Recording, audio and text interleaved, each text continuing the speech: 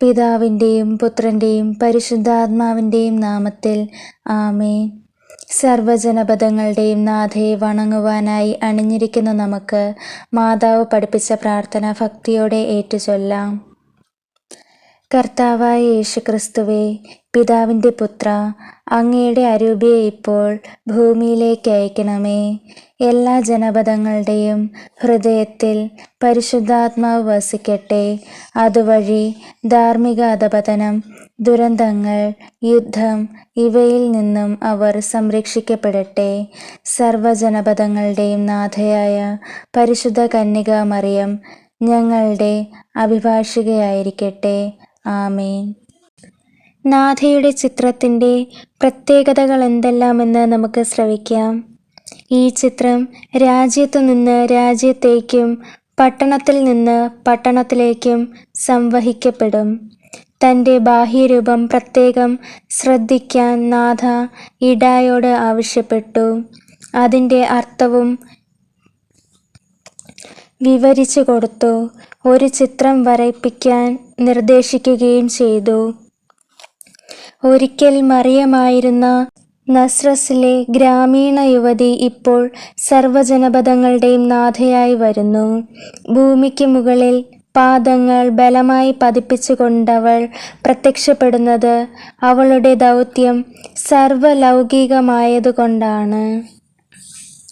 കുരിശിനു മുമ്പിൽ പ്രകാശത്തിൽ നിൽക്കുന്ന നാഥയുടെ ശിരസ്സും കരങ്ങളും പാദങ്ങളും ഒരു മനുഷ്യ വ്യക്തിയുടേതുപോലെ ആയിരുന്നു. ശരീരം പക്ഷേ അരൂപിയുടേതുപോലെയും. കാരണം പിതാവിൻ്റെ ഹിതമനുസരിച്ച് പരിശുദ്ധാരൂപിയുടെ പ്രവർത്തനത്താൽ പുത്രൻ ആഗതനായി. നാഥയുടെ അരപ്പട്ട ക്രൂശിക്കപ്പെട്ട സമയത്ത് തൻ്റെ പുത്രൻ ധരിച്ചിരുന്ന അരക്കച്ച തന്നെ. നാഥയുടെ കരങ്ങളിൽ നിന്ന് പുറപ്പെടുന്ന 3 രശ്മികൾ കൃപ, രക്ഷ, ശാന്തി എന്നിവയെ സൂചിപ്പിക്കുന്നു. നാഥ നൽകുന്ന വാഗ്ദാനമിതാണ്. തൻ്റെ ചിത്രത്തിന് മുന്നിൽ നിന്നുകൊണ്ട് സർവ്വജനപദങ്ങളുടെയും നാഥ എന്ന നാമധേയത്തിൽ തന്നോട് ചോദിക്കുന്നവർക്കെല്ലാം ശരീരത്തിനും ആത്മാവിനും പുത്രൻ്റെ ഹിതപ്രകാരം കൃപ നൽകപ്പെടും.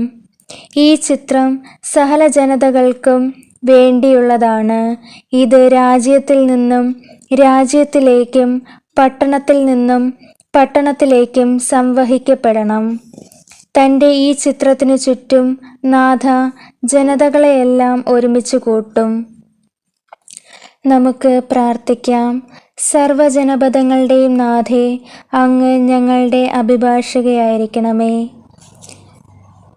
അങ്ങയുടെ ചിത്രവും പ്രാർത്ഥനയും വഴി എല്ലാ ജനതകളെയും ഐക്യപ്പെടുത്തണമേ എന്ന് ഞങ്ങൾ പ്രാർത്ഥിക്കുന്നു.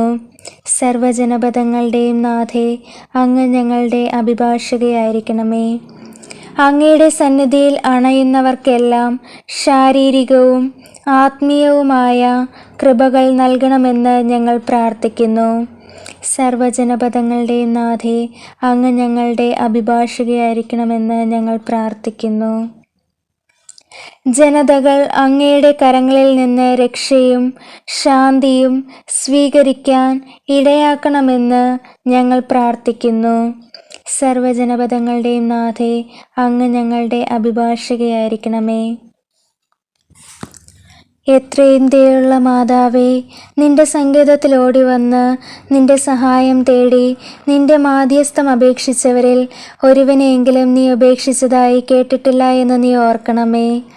കന്യകകളുടെ രാജ്ഞിയായ കന്യകേ, ദയയുള്ള മാതാവേ, ഈ വിശ്വാസത്തിൽ ധൈര്യപ്പെട്ട് നിന്റെ തൃപ്പാദത്തിങ്കൽ ഞാൻ അണയുന്നു. വിലപിച്ച് കണ്ണുനീർ ചിന്തി പാപിയായ ഞാൻ നിന്റെ ദയാധിക്യത്തെ കാത്തുകൊണ്ട് നിന്റെ സന്നിധിയിൽ നിൽക്കുന്നു.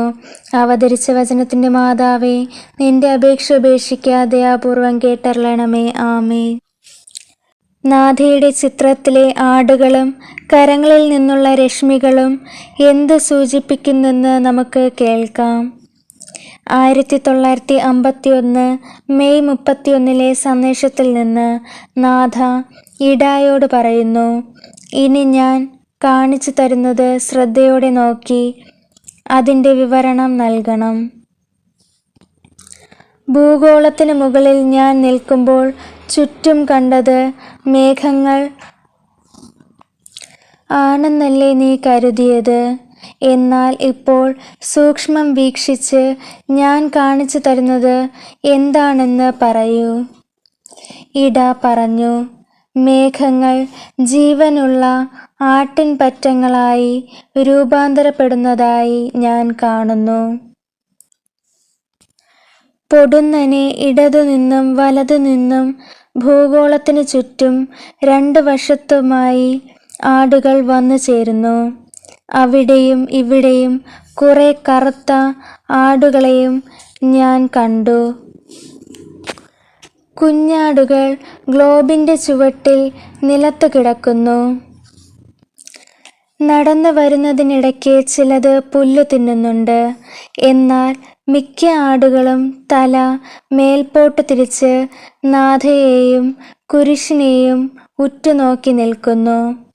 മനോഹരവും ആശ്വാസപ്രദവുമായിരുന്നു ആ കാഴ്ച. നാഥ എന്നോട് പറഞ്ഞു,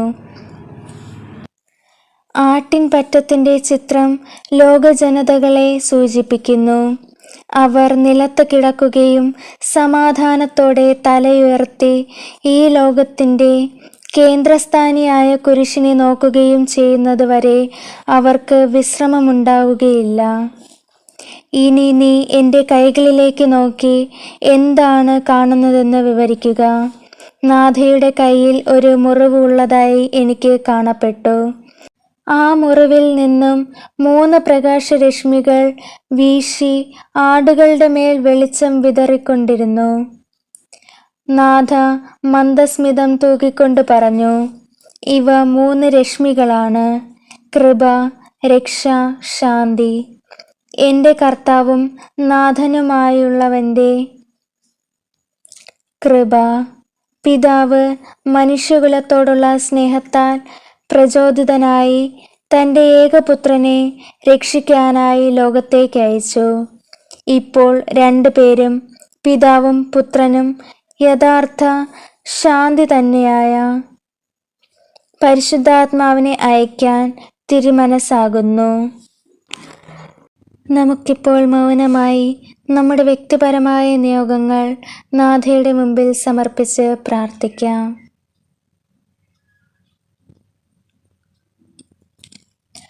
നമുക്ക് പ്രാർത്ഥിക്കാം.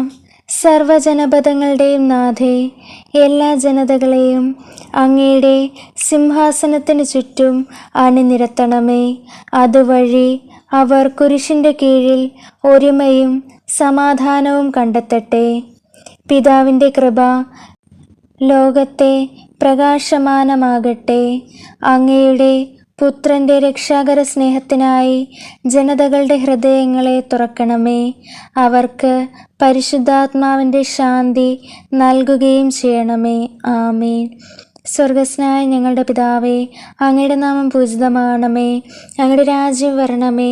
അങ്ങയുടെ തിരുമനസ്സ് സ്വർഗത്തിലെ പോലെ ഭൂമിയിലുമാകണമേ.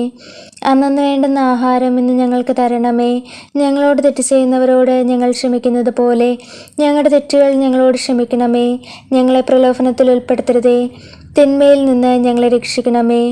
നന്മ നിറഞ്ഞ മറിയമേ, സ്വസ്തി, കർത്താവ് അങ്ങയുടെ കൂടെ, സ്ത്രീകൾ അനുഗ്രഹിക്കപ്പെട്ടവളാകുന്നു. അങ്ങയുടെ ഉദരത്തിൻ ഫലമായി ഈശോ അനുഗ്രഹിക്കപ്പെട്ടവനാകുന്നു. പരിശുദ്ധ മറിയമേ, തമ്പുരാൻ്റെ അമ്മേ, പാപികളായ ഞങ്ങൾക്ക് വേണ്ടി എപ്പോഴും ഞങ്ങളുടെ മരണസമയത്തും തമ്പുരാനോട് അപേക്ഷിക്കണമേ. ആമേൻ. പിതാവിനും പുത്രനും പരിശുദ്ധാത്മാവിനും സ്തുതി, ആദിയിലെ പോലെ എപ്പോഴും എപ്പോഴും എന്നേക്കും. ആമേൻ. പിതാവും പുത്രനും പരിശുദ്ധാത്മാവുമായ ത്രിയേക ദൈവം സർവ്വജനപദങ്ങളുടെയും നാഥയുടെ മധ്യസ്ഥത്താൽ നമ്മെ അനുഗ്രഹിക്കുമാറാകട്ടെ. ആമേൻ. മറിയമേ, നിന്റെ ചിത്രത്തിൽ നിന്ന നേത്രങ്ങൾ കൊണ്ടു നോക്കുക, നിൻ പാതേത നിൻ മക്കൾ വന്നു നിൽക്കുന്നു, അമ്മേ കാണുക. മാധുര്യമേറും നിന്നേത്രങ്ങൾ ശോഭപൂർണങ്ങളാണല്ലോ. ആ നിൻ